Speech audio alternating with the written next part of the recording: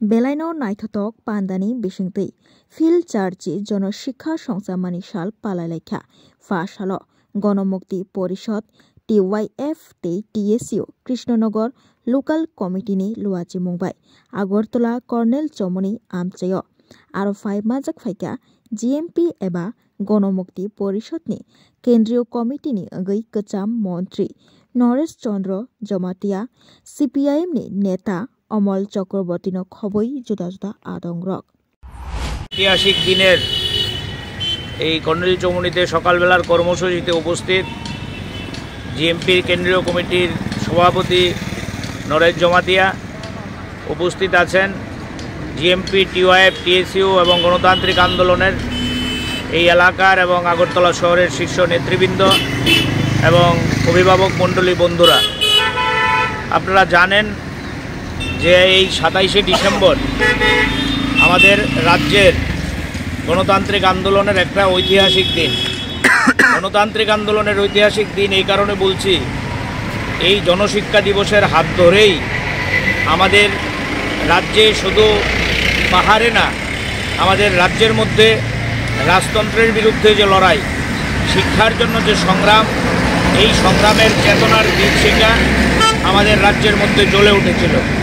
এবং এই জনশিক্ষা দিবসের সবচেয়ে গুরুত্বপূর্ণ দিক যেটা, গোটা ভারতবর্ষে আপনারা দেখবেন যেখানেই গণতান্ত্রিক আন্দোলনের কথা, কমিউনিস্ট আন্দোলনের কথা লেখা হয়, সেখানেই জনশিক্ষা দিবসের কথা না লিখে কোনো উপায় নেই, পারা যায় না। এই কারণে তৎকালীন যারা আপনারা ছবি দিয়েছেন, আমি কারোর আলাদা করে নাম উল্লেখ করতে চাইছি না, এখানে নরেশদা আছেন, এই সম্পর্কে বিস্তারিত কথা আপনাদের সামনে বলবেন।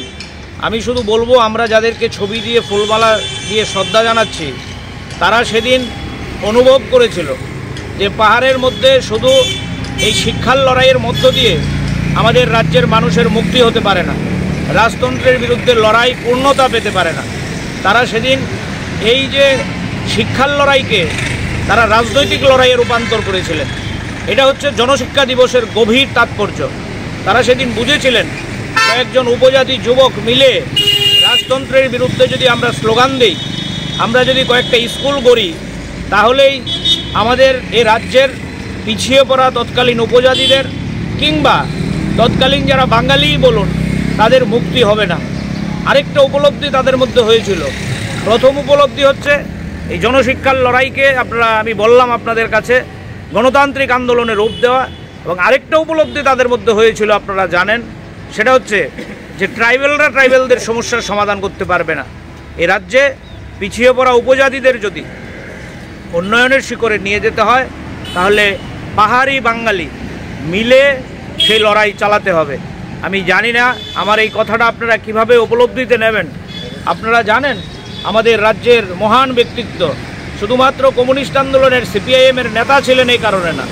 দশরথ দেব, সেখানে তার যে লেখনী আপনারা অনেকেই পড়েন, আজকেও লেখা বেরিয়েছে বেশ কয়েকজনের, নরেশদারও লেখা আছে। সেই লেখা পড়লে দেখবেন দশরথ দেবের গভীর উপলব্ধি যে আমাদের রাজ্যের যদি পাহাড়িদের, ট্রাইবেলদের আমাদের উন্নতির শিখরে নিয়ে যেতে হয়, তাহলে বাঙালি এবং পাহাড়ির ঐক্যবদ্ধ লড়াই চাই। আমি দুটো পয়েন্ট আপনাদের কাছে উল্লেখ করলাম এই কারণে, আজকের সময়ে হতে পারে 80 বছর আগের ঘটনা, গভীর তাৎপর্য আছে আজকের দিনের জনশিক্ষা দিবস পালন করার।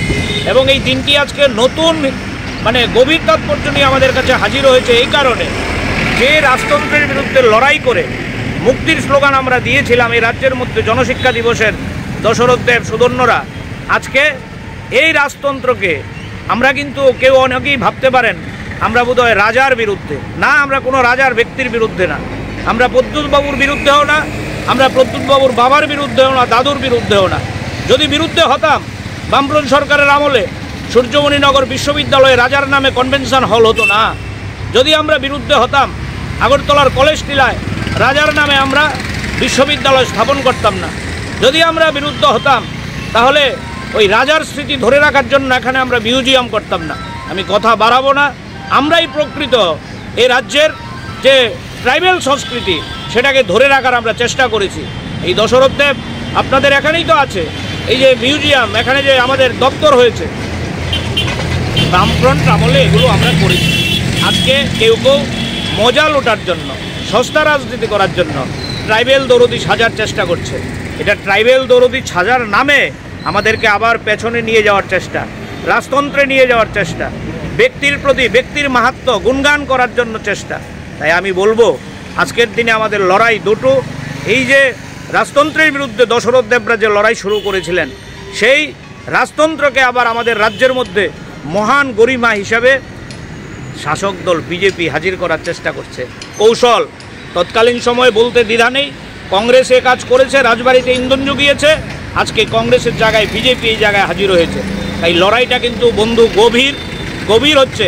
বিজেপির বিরুদ্ধে লড়াই করা ছাড়া যেমন ট্রাইবেলদের উন্নতির শিখরে নিয়ে যাওয়া সম্ভব না, রাজতন্ত্রের বিরুদ্ধে লড়াই ছাড়া আমাদের রাজ্যের সম্প্রীতির লড়াই সম্ভব না। আর দ্বিতীয় পয়েন্ট হচ্ছে, যেটা আমাদের দশরথ দেবরা, নৃপেন চক্রবর্তীরা শিখিয়ে গেছেন, ত্রিপুরা রাজ্যের প্রাণবোমরা হচ্ছে পাহাড়ি বাঙালির মৈত্রী। অনেকে মনে করেন জনশিক্ষার লড়াই শুধু উপজাতিদের লড়াই, না বন্ধু, বীরেন দত্তের গভীর অবদান এই জনশিক্ষা দিবসে। সুতরাং এই লড়াই পাহাড়ি বাঙালির লড়াই, এই লড়াই জাতি উপজাতির লড়াই। আমরা রাজনীতির হাতে করে দিয়েছি একটা স্লোগান শিখে ত্রিপুরা রাজ্যে, জাতি উপজাতির সম্প্রীতি রক্ষা করুন। এই স্লোগান দিতে দিতেই একদিকে ইনকলাব জিন্দাবাদ ধ্বনি দিয়েছি, একদিকে জাতি উপজাতির মৈত্রী রক্ষা করতে হবে এই স্লোগান দিয়ে আমরা রাজনীতির হাতে করেছি। এই দুটো স্লোগানকে আজকে নষ্ট করে দেওয়ার ষড়যন্ত্র হচ্ছে।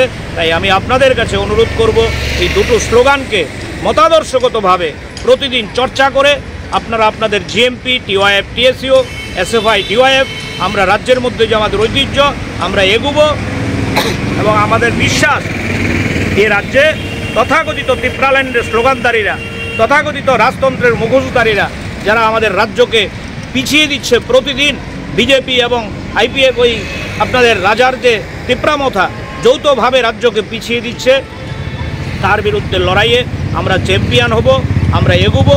ইতিহাস একথাই বলে, আমি কথা বাড়াবো না। ইতিহাস আমাদের রাজ্যের এই কথা আমাদের শিখিয়েছে যে আমাদের সম্প্রীতির মধ্য দিয়ে যে লড়াই, লাল ঝান্ডার যে লড়াই, এই লড়াই সাময়িক একটু ওই অবরুদ্ধ। Bureau report, খোম্পই।